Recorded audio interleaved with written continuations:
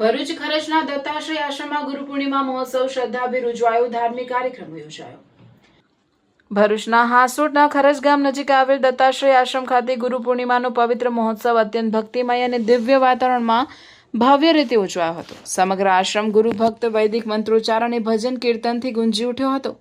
રાજ્યના વિવિધ વિસ્તારોમાંથી મોટી સંખ્યામાં ભાવિક ભક્તોએ ઉપસ્થિત રહી ગુરુ ચરણોમાં વંદના અર્પણ કરી આશીર્વાદ પ્રાપ્ત કર્યા.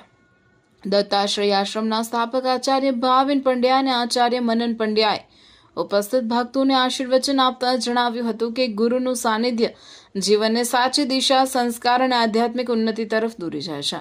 તેમણે દરેક ભક્તને સનાતન ધર્મના મૂલ્યોને જીવનમાં ઉતારવા, વેદોનું નિયમિત અધ્યયન કરવા અને ભારતીય સંસ્કૃતિનું રક્ષણ કરવા પ્રેરણા આપી.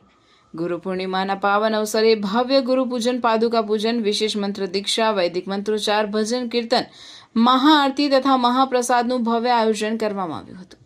હજારો ભક્તોએ શ્રદ્ધાભાવથી આ તમામ ધાર્મિક વિધિઓમાં સહભાગી બની ગુરુ કૃપાનો લાભ પ્રાપ્ત કર્યો હતો.